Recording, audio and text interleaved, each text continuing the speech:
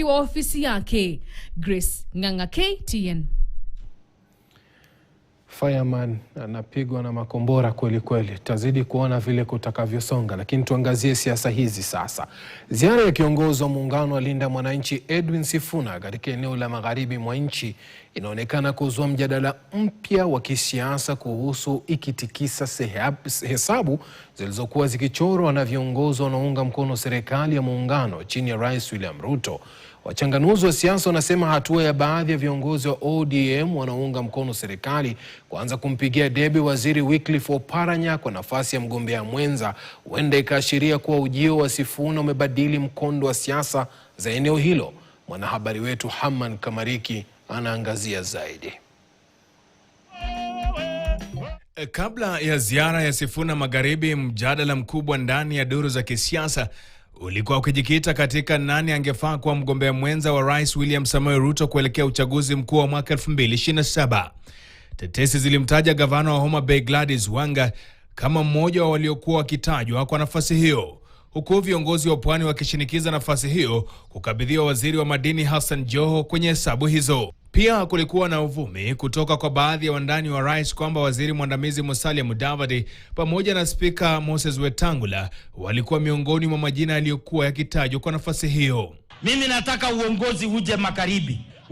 Huyu Wetangula amekomaa. Hata hivyo, baada ya Edwin Sifuna kutua magharibi na kupokelewa kwa shangwe na nderemo, hali inaonekana kubadilika. Na sisi kama chama cha ODM tumsupport Wycliffe Oparanya kama mwaniaji mwenza wa Rais William Samoei nani. Lakini wachanganuzi wa siasa wanasema hatua hiyo huenda si mkakati wa muda mrefu, bali ni ishara ya taharuki iliyotokana na mapokezi makubwa. What they forget is that this is not about Sifuna.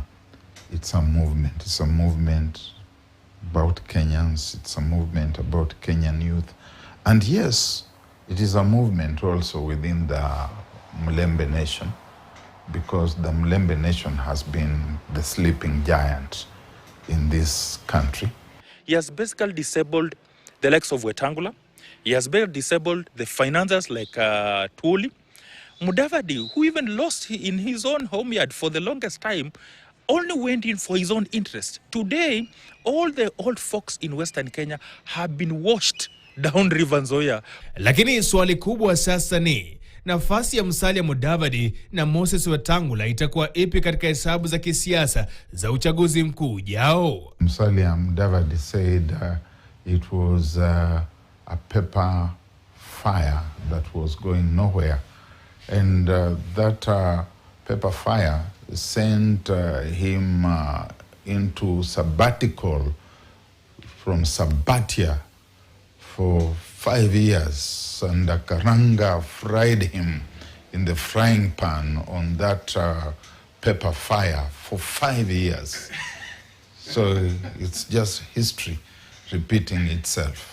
Haya yanajiri huku ukanda wa magharibi mwa nchi ukiendelea kujitokeza kama uwanja muhimu wa kisiasa ambao kila muungano unataka kudhibiti. I see shrinking fortunes, and I see the pride that comes before a fall.